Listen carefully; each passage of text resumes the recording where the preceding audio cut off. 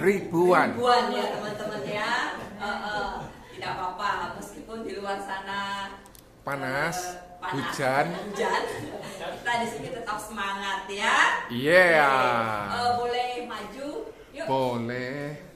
Ayo maju.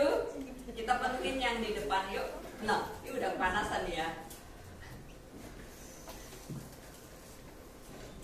Ayo lebih maju lagi, ayo. Biar apa sharingnya lebih mengena, lebih masuk ya. Di sini masih banyak nggak yang karyawan? Udah full time? Full time semua. Oh, cuma satu ya? Karyawan full time. Oh, karyawan full time ya. Oke. Saya di sini yang ketiga kalinya loh. Saya sampai bingung. Aduh, kok dipanggil lagi gitu untuk sharing ya? Perasaan saya udah pernah di Harvest. Jadi bingung gitu loh. Ini seharusnya jadwalnya pagi ya mungkin ya untuk minggu ini ya. M3 ya. Suaranya kok gak kuat. Gimana? Kurang besar? Kurang besar ya? Waduh, nanti gempa Pak. Kayaknya ini tanpa mic pun sebenarnya kita sudah enak loh, udah bisa dari hati ke hati ya. Oke, background saya karyawan teman-teman ya. Saya totally dari karyawan itu 11 tahun. Lama ya. Saya mulai kerja tahun 94 Desember ya. Waktu itu secara tidak sengaja saya mendapatkan tawaran kerja. Waktu itu saya masih kuliah semester 1 ya. Saya mendapatkan penawaran kerja, ya namanya penawaran kerja ya diterima aja deh gitu kan. Cuman karena saya posisinya masih semester 1 dan kuliah, sehingga saya kerjanya setelah selesai kuliah. Jadi jam 10 start mulai kerja sampai jam 5 ya. Jadi ya itu kemurahan Tuhan, saya bisa mendapat pekerjaan di mana saya juga bisa menyelesaikan studi saya ya sampai saya lulus kuliah. IPK saya tetap terjaga dengan 3,35 ya, dan saya juga sudah mendapatkan pengalaman kerja ya selama kuliah. Teman-teman mungkin baru lulus, saya udah dapat pengalaman kerja 4 tahun ya. Gaji waktu itu ya tidak besar.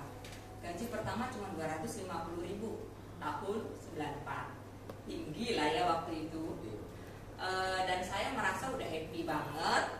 Kenapa? Ya karena satu, single, anak kos. Jadi ya uang saku dari orang tua dapet, dari pekerjaan juga dapet. Cuma memang posisi saya di waktu itu tidak berat-berat amat gitu ya. Saya menjabat sebagai reception ya. Reception di satu perusahaan swasta, di mana di dalam brand tersebut hanya ada 3 staff, reception, office boy, dan admin. Tapi ketiga orang ini merangkap semua pekerjaan yang ada di sana ya, karena memang hanya dibatasin boleh dalam satu kantor, dalam satu brand hanya ada 3 staff. Jadi kita merangkap ya help desk, ya admin ya. Jadi yang office boy pun, jabatan office boy itu juga merangkap juga sebagai admin gitu ya. Hanya saja saya tidak merangkap sebagai tukang sapu gitu kan. Cuma saya sebenarnya merangkap sebagai admin. Ya, singkat cerita itu berjalan selama 5 tahun. Saya juga setelah lulus kuliah saya merit ya. Saya merit umur 22, umur 23 saya punya anak. Suami istri sama-sama sebagai karyawan. Tentunya kalau di kota besar kadang-kadang biaya hidup semakin tinggi, apalagi kalau sudah punya anak. Jadi mau tidak mau kita tetap bekerja ya. Kebetulan waktu di perusahaan yang sebelumnya yang saya ikut 5,5 tahun itu juga bergerak di bidang jasa, di insurance juga ya. Tapi saya sebagai admin teman-teman ya.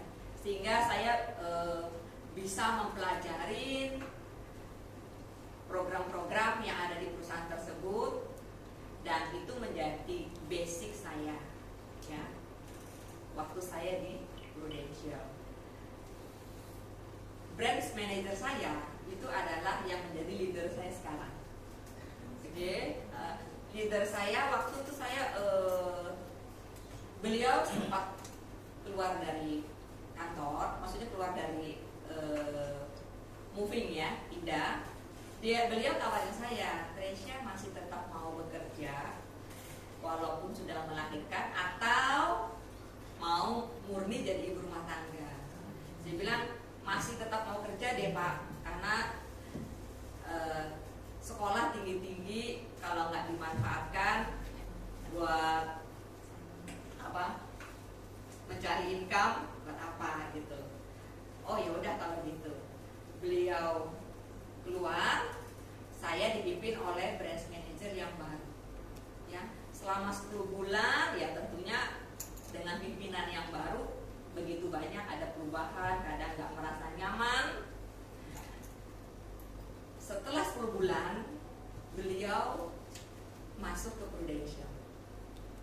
Nah waktu di Prudential beliau menelpon saya, teman-teman, Tresya ayo ikut saya, tapi tetap sebagai karyawan, tapi di agensi. Nah, saya hanya memutuskan waktu 2 minggu, saya harus resign gitu ya. Dicurigai sih sebenarnya oleh branch manager yang baru kalau saya ini dibawa gitu ya, dibawa ke insurer lain gitu. Tapi saya bilang oh enggak kok, saya mau bantu suami saya mau buka usaha, saya bilang gitu, karena saya nggak enak. Akhirnya masuklah saya di Prudential, teman-teman, tapi sebagai sekretaris agensi. Pekerjaannya ya tetap administrasi ya, dari tahun 2000 sampai tahun 2006, 6 tahun loh ya, baru install gitu ya, baru sadar gitu ya. Kenapa? 2006 saya baru join sebagai agen. Tapi ya itu tadi, background saya adalah admin. Saya tidak punya teknik secara marketing. Background saya juga seorang accounting, jadi senang berkutik dengan angka ya. Jadi kalau ada nasabah yang datang yang marah-marah, itu mesti saya ngadepin ya, baik itu via telepon maupun yang langsung datang on the spot ya. Jadi produk Prudential dari quotation dan sebagainya ya, kita memang diajarin tapi tidak detail. Dan training pun masa yang lalu tidak seperti sekarang, semua dimanjakan sekali agen-agen sekarang ini ya. Training dari A sampai Z semua udah lengkap. Zaman saya dulu atau zaman agen-agen yang dulu itu tidak seperti sekarang. Nah, jadi bermodalkan pengalaman saya di admin, saya coba itu untuk implementasikan di lapangan ya teman-teman. Tapi tentunya ya tidak mudah. Saya juga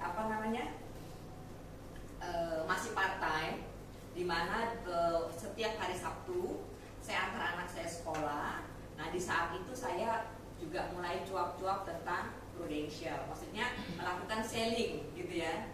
Tapi waktu itu saya sebelum saya benar-benar menjadi agent, saya mencoba nih, pengen dapat tambahan income, tapi belum ada keterikatan sebagai agent. Siapa tahu closing kan gitu. Ternyata banyak yang nolak. Dia bilang udah pada punya semuanya, sudah pada punya Prudential, sudah punya insurance. Ya udah, saya waktu itu ya biasa aja sih, nggak merasa sakit hati, karena saya masih belum terbeban secara target, karena saya kan belum punya kode agent. Nah, setelah saya punya kode agent, nah di situ saya mulai mengejar apa yang menjadi target perusahaan.